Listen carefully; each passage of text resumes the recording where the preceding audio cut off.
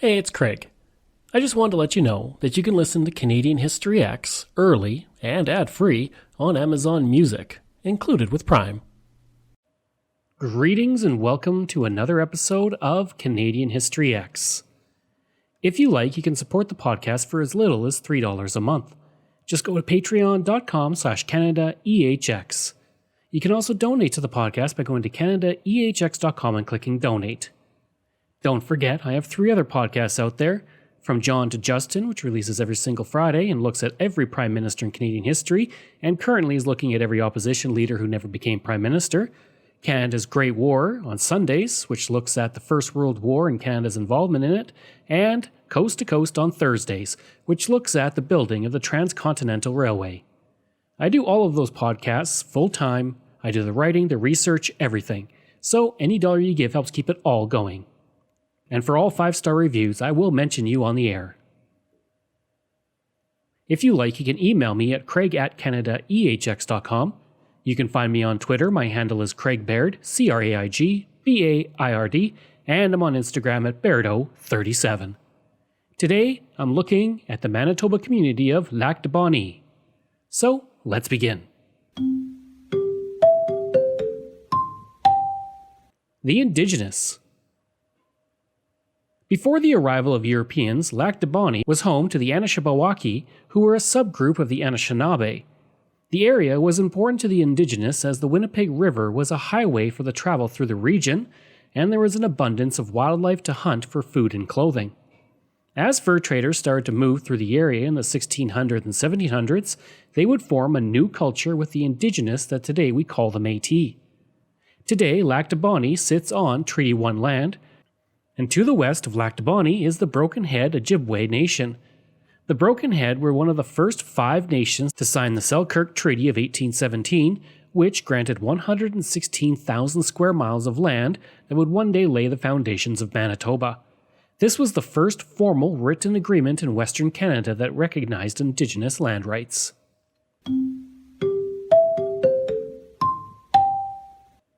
The founding of the community.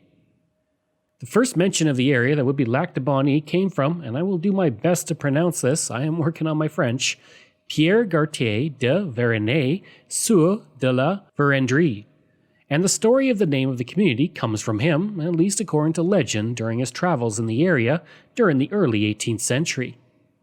While out with his fellow explorers, they camped on the banks of the Winnipeg River, and he looked around the area that would eventually be the location of Lac de Bonnet, and he decided that the lake was in the shape of a bonnet, and from that came the name Lac de Bonnet. He tossed his hat against a tree and said, "Ici je prononce la Lac de Bonnet," or, in English, "I herewith name this body of water Lac de Bonnet." The first settlement in the area was called Eureka, and in 1896 the Lac de Bonnet Development Company would be formed. The company would own the land where Lac de Bonnet now stands. In 1901, the CPR line was built to Lac de Bonnet, and the same year that a sawmill started to operate in the community, which would greatly help its growth. The sawmill would operate until 1918, and the brick plant would operate until 1920. For years, the population of Lac de Bonnet was made up of French Canadians and Métis, but as more immigrants entered Canada, they would settle in the area, bringing a variety of different cultures into Lac de Bonnet. By 1922, Lac de Bonnet had 200 people, while the surrounding population was 1,800. On January 6, 1948, the unincorporated municipality of Lac de Bonnet became the village of Lac de Bonnet, and on June 16, 1958, the village became a town. Today, Lac de Bonnet has a population of over 1,000 people.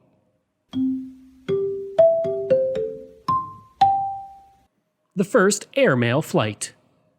Today we take mail traveling by air for granted, but in the 1920s it was something unique and new. On June 1, 1927, spectators at the town dock watched a plane take off from the mining area, flying to the northeast. Most did not realize that they were not just seeing a plane taking flight, but that it was the first airmail flight in the history of the province, which was being done as a test flight to see if the new form of delivery would work. Around the same time, the RCAF moved its base from Victoria Beach to a point 3 kilometers downstream from the village. Due to its location, Lac de Bonnet served as a stopping point and gained a reputation as one of the finest seaplane bases in Western Canada. As a result of this, Western Canada Airways chose the community as its first flying base in Manitoba. The first official contract airmail service undertaken by the company for the postage department was carried from Lac de Bonnet on October 4, 1927. The pilot of the plane was W. L. Britnell, who would eventually become the Assistant General Manager of Canadian Airways.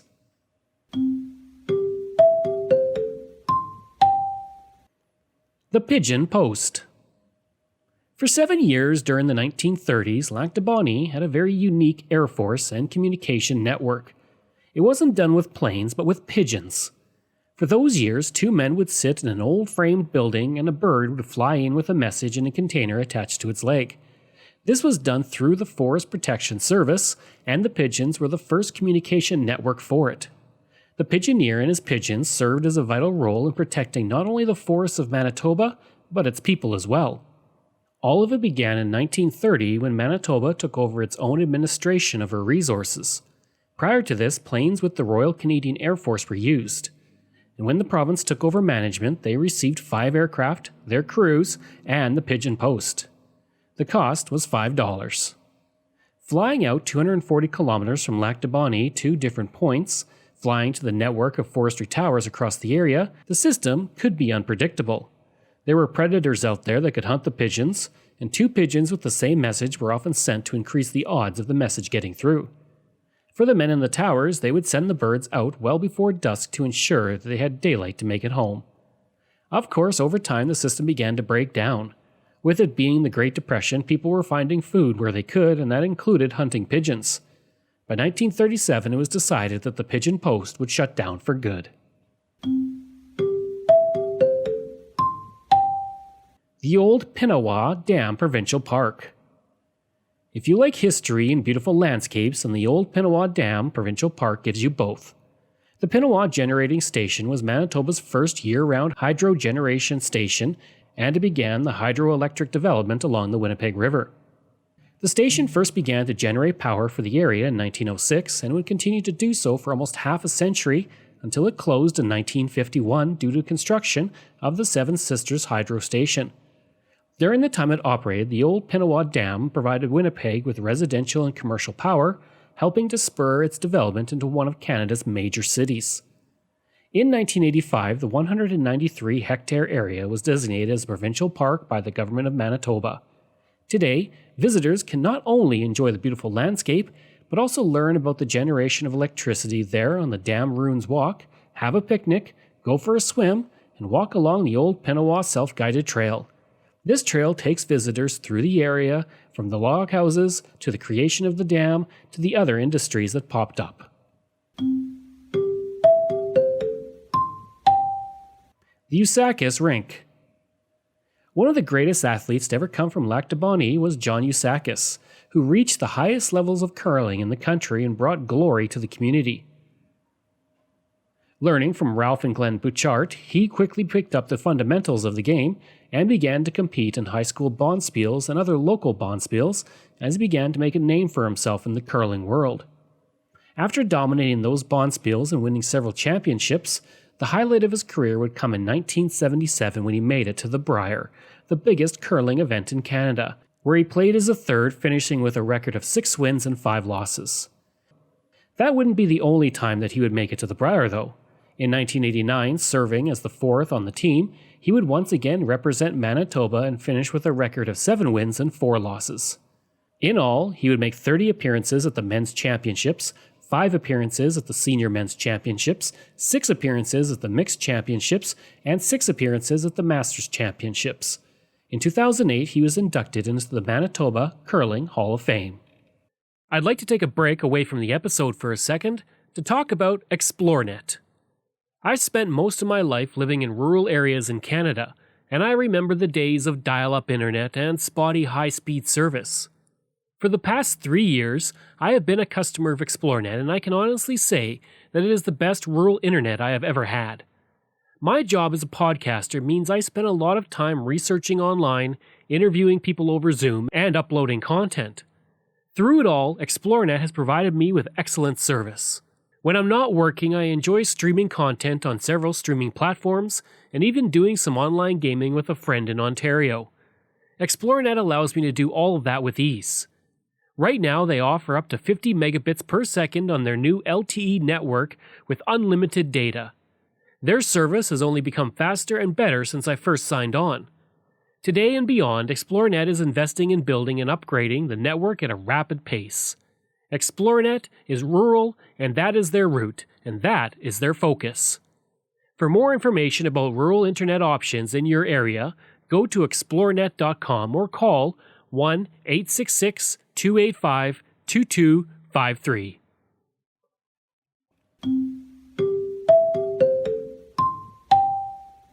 A bridge, a train, and an accident.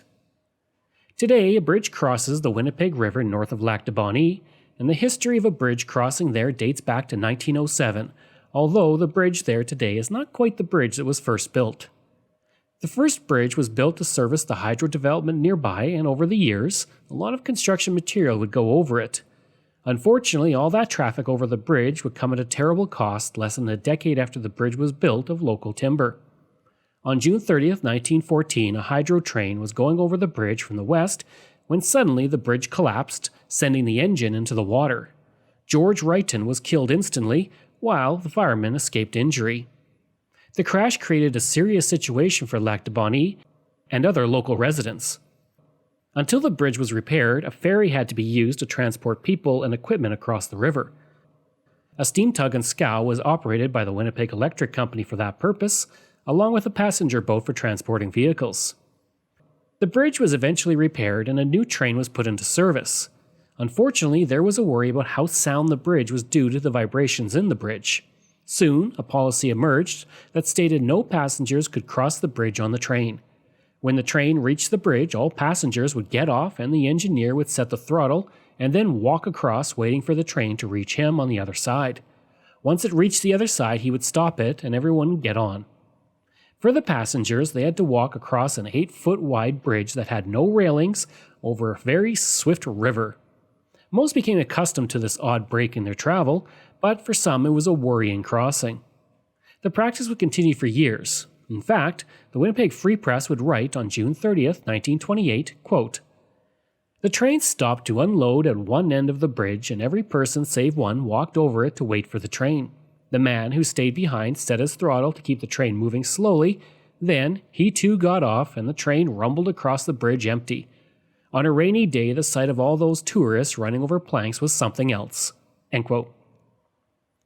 The issue existed for 17 years until a steel bridge was built in 1931 by the city of Winnipeg and the federal government. In 1952, the bridge was raised, widened, and reinforced after a dam was completed at Powerview.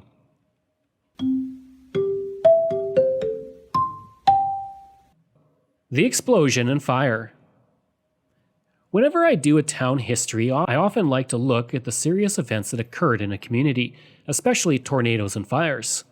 I do this because I feel these events have a way of remaking a community. From the ashes, new businesses come up, and often the buildings are stronger than before. The events are terrible, but from them comes new parts of the community. One of the worst events in Lac de Bonny's history came on February 22, 1965, when the explosion of a furnace ignited a fire that would destroy part of the downtown core, while also tragically taking 3 lives in the process. The explosion happened at 1:30 p.m. on that day in the basement of the bakery. The explosion quickly caused a fire to spread, which trapped the owner and his toddler on the second floor, while his 5-year-old daughter was on the ground floor. Sadly, all 3 would perish. His wife survived, as did a third child who was playing outside. Sanford Peterson had received second-degree burns to his face and hands, and it's likely he would have died in the building, but a second explosion threw him through the window. High winds caused the flames to quickly spread to the McLeod store, which was burned within minutes. After hitting that store, the Lucky Dollar store was hit, and only a few items could be saved before it too burned to the ground. Next in line was the post office. Employees quickly cleared out the building of mail, records, and other items in an attempt to save them, and the building was made of brick and firefighters did work hard to save it, and while the building was saved, it suffered extensive water and smoke damage in the process. Due to 2 buildings also serving as homes, several people were left homeless from the fire, and the firemen, 20 in total, fought for hours in the cold and biting wind until it was under control. Even in the evening, several remained in an effort to stamp out any bits of the fire that may have flared up. Riverland School. One-room schools are hard to find these days, but they are out there if you know where to look. In Lac du Bonnet, or at least near to it, you will find Riverland School. The school was built in 1924 during the heyday of one-room schools as a means to provide education to the children of the area, which was increasing in number. Fronted with a storm porch, the school is the last remaining facility of its type in the RM of Lac du Bonnet. Featuring a multi-grade classroom, a large bank of windows, upper openings for air circulation, and a central entrance, the building was built on land donated by Gus Anderson. Over the course of 4 decades, the school would serve students from grades 1 to 8, and many of the children were from Swedish families who had just immigrated to the area. The school remains nearly unchanged from how it looked decades ago, offering a glimpse into schooling from the long-gone past. The school remains an important part of the legacy of the area, and on December 11, 2008, it was made into a municipal heritage property.